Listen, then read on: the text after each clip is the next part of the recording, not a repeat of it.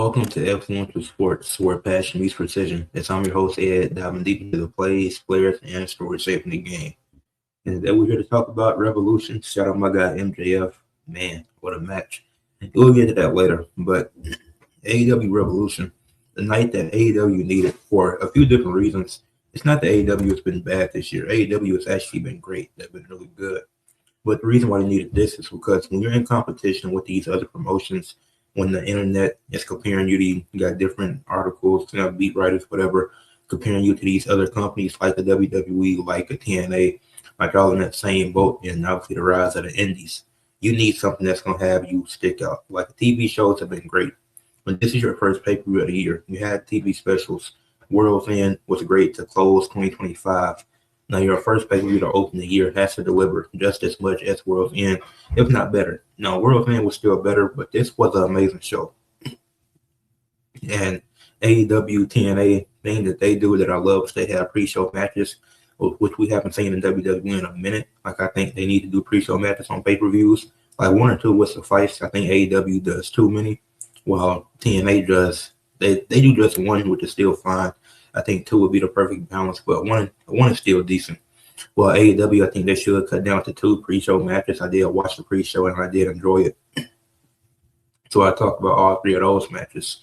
But yeah, AEW needed this with all the comparisons going around with WWE. They got WrestleMania coming up.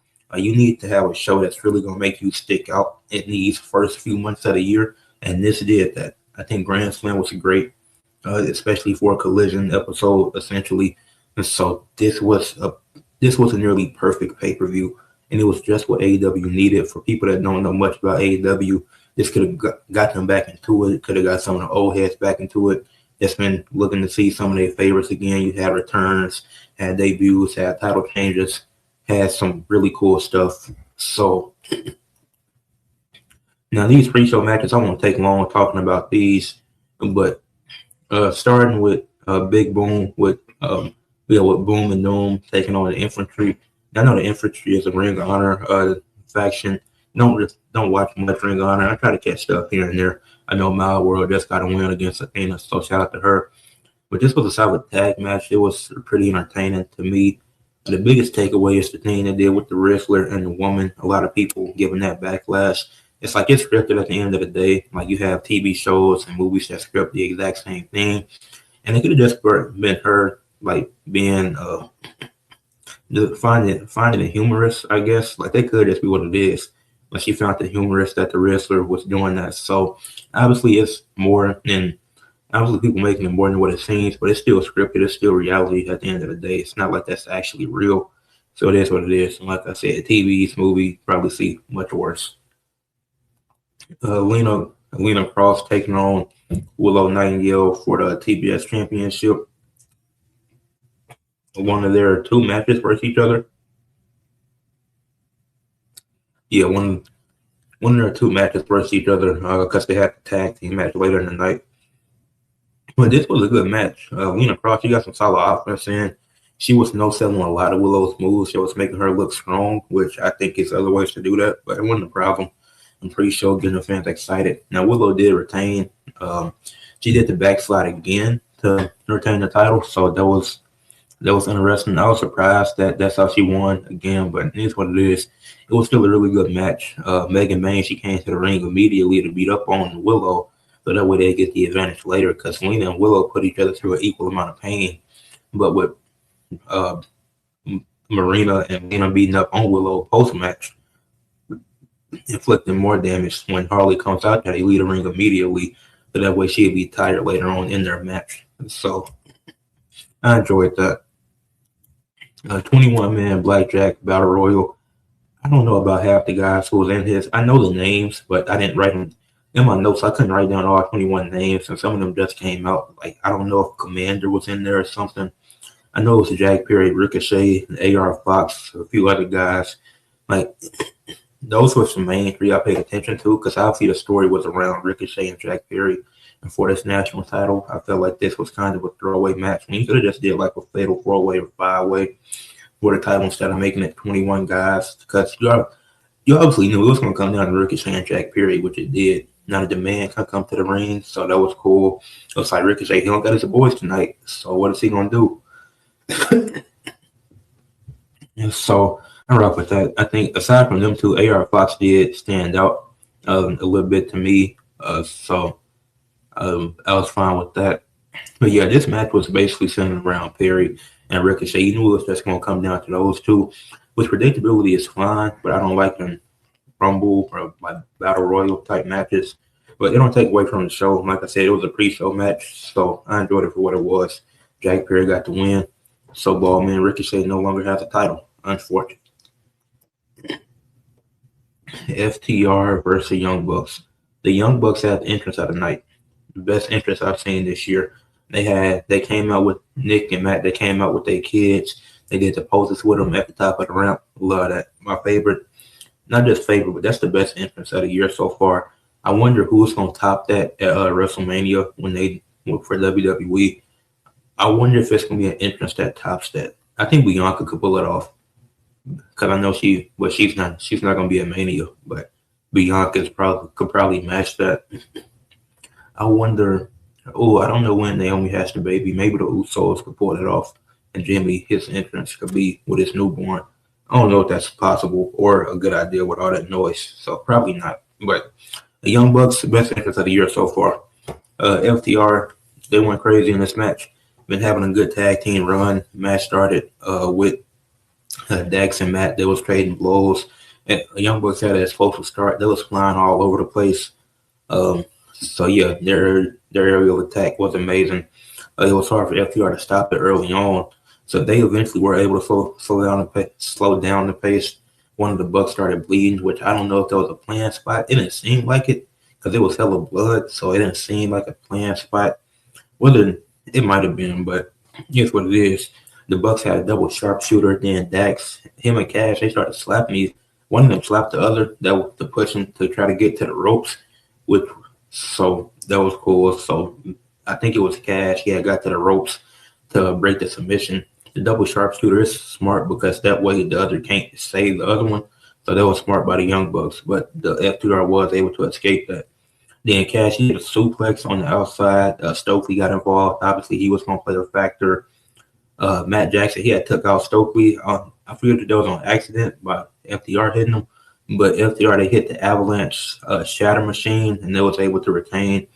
So a really good match. Just 5 minutes too long. Could have ended a bit earlier. But that was one of my gripes. This match went a bit too long. It could have been 5 minutes. Could have ended 5 minutes earlier, especially with what you did after with Christian Cage and Cope and Adam Copeland coming back, or Cope, what he go by. So Cope showed up first, then Christian came out there, but he attacked him from behind. So it is what it is. But yeah, and then they made it clear that they won't gold. I don't know what their name gonna be, but Christian and Cope made it clear that they won't gold and that they coming for those titles, coming for those tag titles, which they might end the reign, which will make sense. FTR is having a good reign. They think the Young Bucks was winning it, but it is what it is. And then you get to Tony Storm and Marina Shafir. Before Tony can take her robe off, Marina Shafir is already on the attack. Like, she's not allowing her to do anything. So that was smart by Marina Shafir, not allowing her to completely finish her entrance. But then Tony, once she was able to flip the script, she applied a submission. I forgot what hold it was. But Marina, she got out of it pretty easily, which is going to be hard to submit somebody like a Marina Shafir. But it's just good for Tony to put that pressure on to try to do something, obviously, to no avail. But Tony, she had a DDT. What's that? Yeah, that was hit a DDT in the ring. Then she had 3 straight hip attacks. Marina Shafir was begging for the third one. I'm like, okay, that's kind of freaked out. But you do you. So begging for the hip attack is crazy to me. But it is what it is. But yeah, it doesn't take away from the match. Just interesting. Begging for the hips. I see what Marina Shafir on. But Marina Shafir, she was able to kick. Then Tony hit the Storm 0. Marina Shafir, she was able to kick out of that. And then Marina, she countered the headbutt that Tony went for. And then she countered it with the mother's milk. But Tony was able to slip out of that, which surprisingly easily. So Marina might need a new finishing move. Obviously, Tony Storm, she's a 4-time world champion. So certain moves she should be able to get out of easily.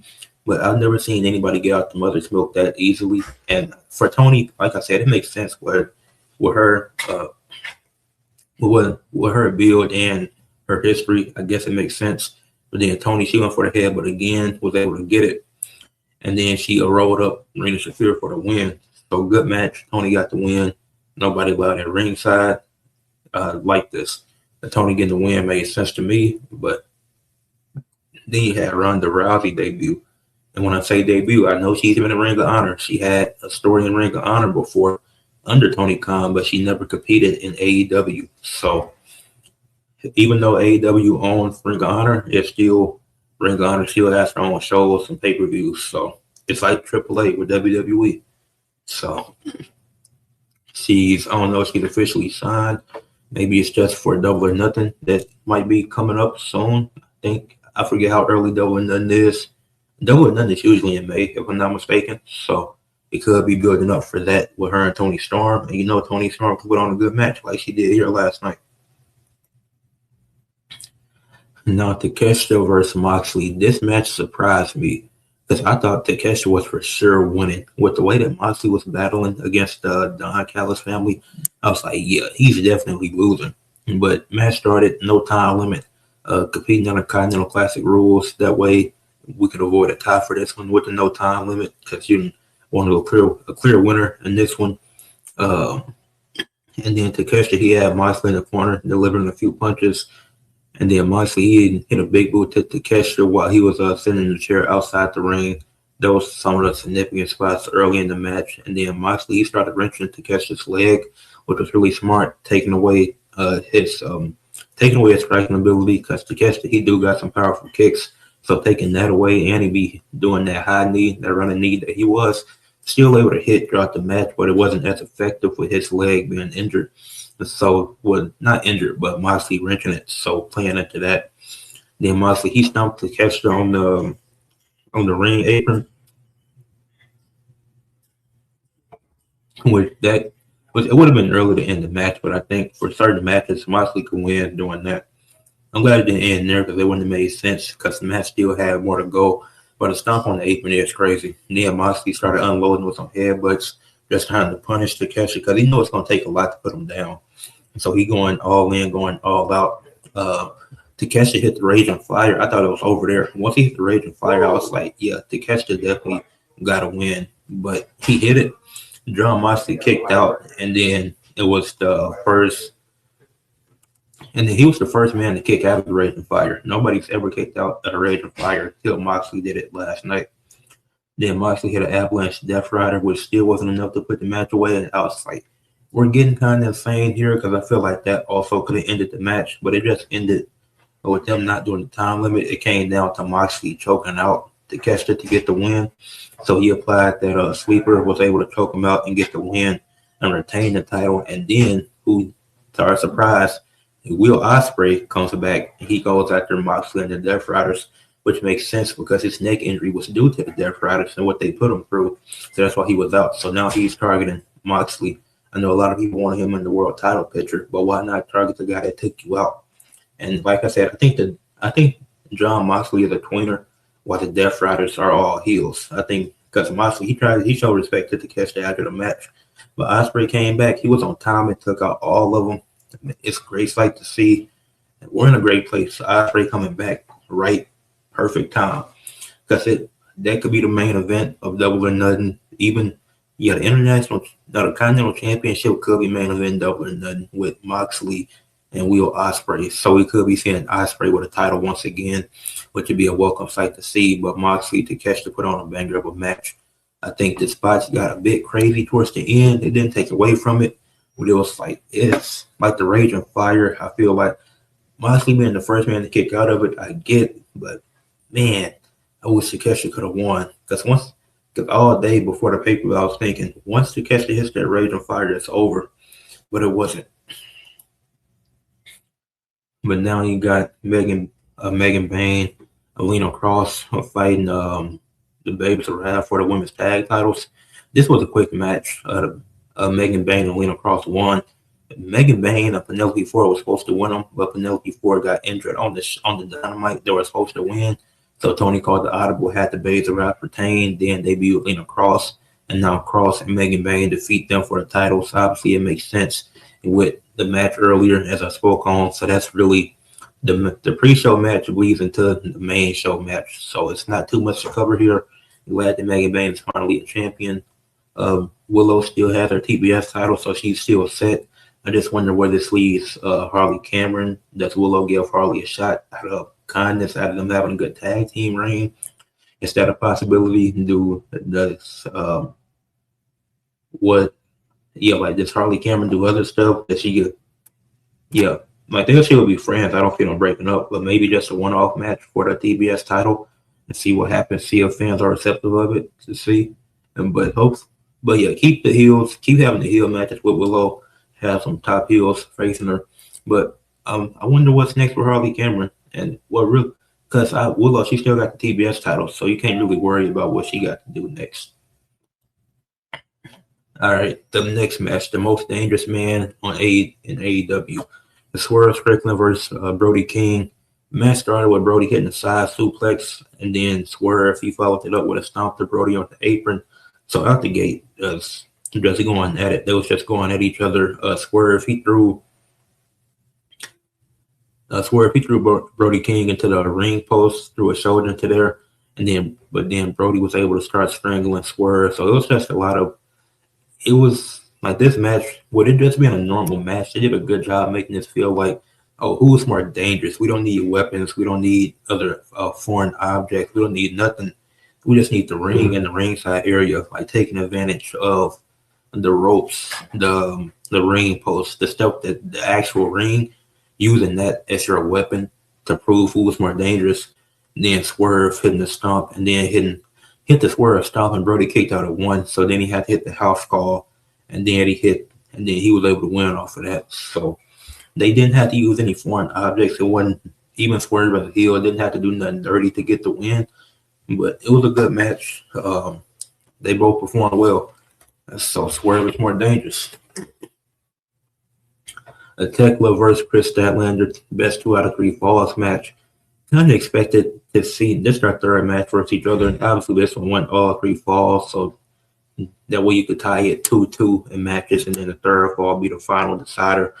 Finally in the feud. Obviously, the Sisters of Sin got involved. And then it didn't matter. The ref was down when Chris Statlander could have won to win the title back. I hate that it had to be a rough bump in the match. I feel like it was just unnecessary.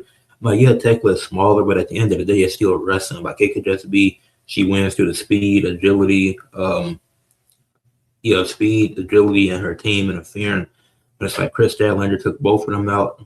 Thunder Rosa didn't provide any help, even though Chris Statlander was helping her, which is hella funny to me. So, but Tekla, Chris, they got good chemistry with each other. And this being the end of their feud makes the most sense. Tekla using ropes. She used the ropes as leverage for her first pinfall. And then I forgot how Chris won the second one. I think it was after the elbow shots that she delivered. But yeah, Tekla, she ended up retaining with the ref down. She took advantage of that. She hit a spear. Then she hit back-to-back stomps to really put her away. That way it wouldn't be no kicking out at 2 or kicking out after the first stomp. So Tekla was able to retain the women's world title. So that's a good match between them two. Had Jet Speed and Mystico teaming up to take on the Don Callis family. What's really cool about this is that Jet Speed came out with masks just like Mystico, so that was super dope to see. This was an amazing match. I just don't get why the Don Callis family had to win the titles just so they could be a bridge for Jet Speed and Mystico to get the titles.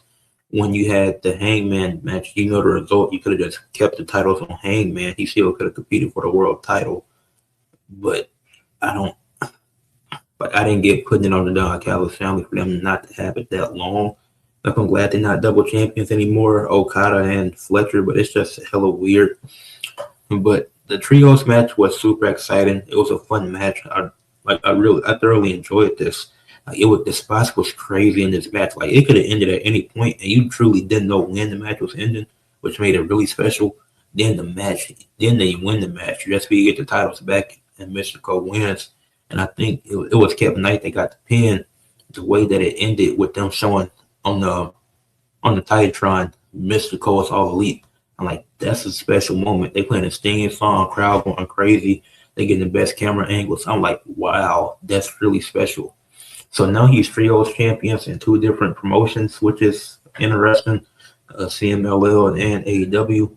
Like, I don't like the double champion thing in general in wrestling, but I can't act like I'm not like I wasn't excited for this moment because it was just super cool to me. Like, I'm not even a Mystical fan of, like, I'm not even a fan of his. I don't hate him.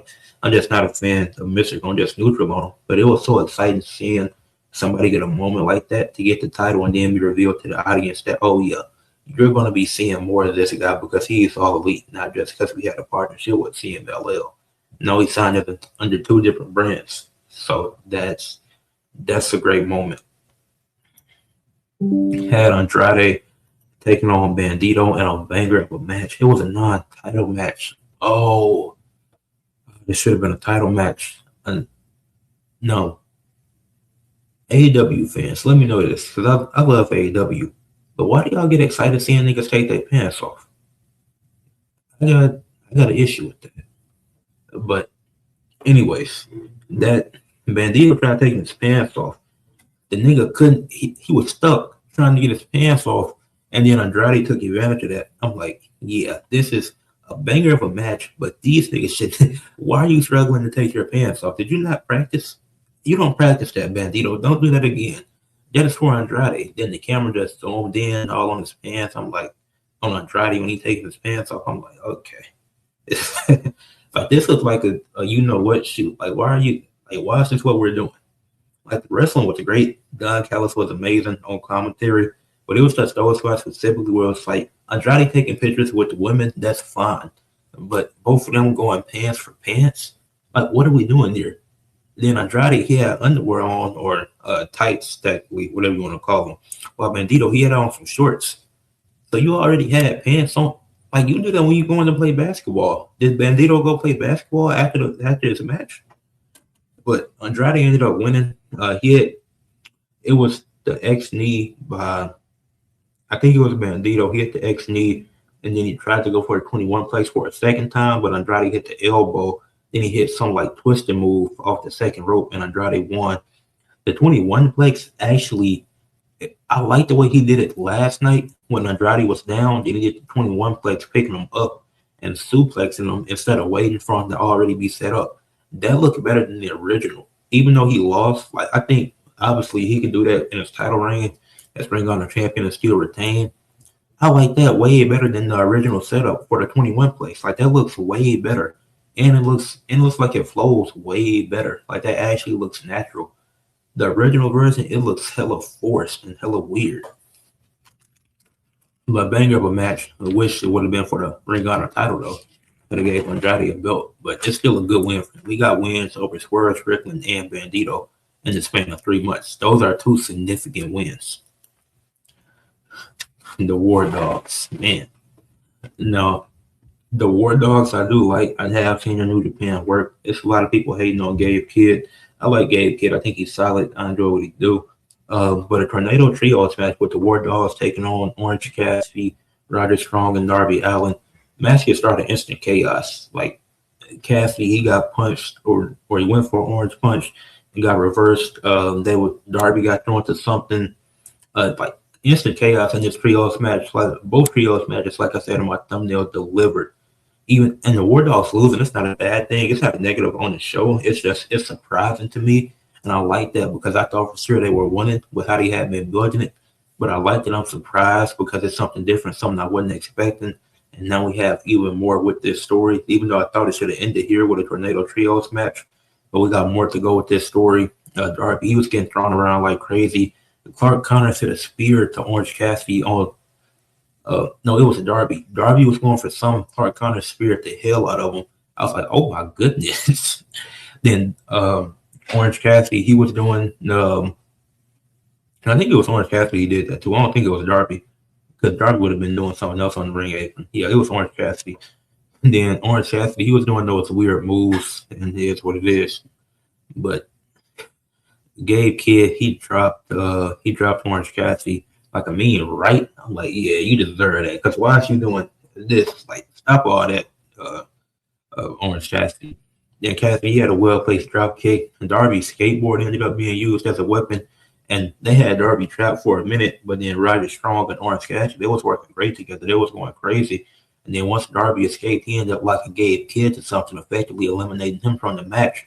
And then that allowed the baby faces to win, and Cassidy pinned Clark Connors. So the War Dogs lose their pay-per-view debut, which is fine. Everybody doesn't have to win. It's just shocking to me. That's why I titled this banner that, because I'm like, this is a good shock to me. I like this. And then now we got a coffin match with Darby and Gabe Kidd on Wednesday on Dynamite. That has to be the end of it. I love Darby Allin, rock with Gabe Kidd, but come on, we got to end this feud at some point. Wednesday got to be the last time that they feud with each other. Like, they have everybody banned from ringside, really prove who's the best when they go one-on-one. Like, you have to end it now. You can't stretch this over nothing. Some feuds are worth this, but it feels like they've been feuding since Thanksgiving, if not earlier. So please end it, Tony Khan.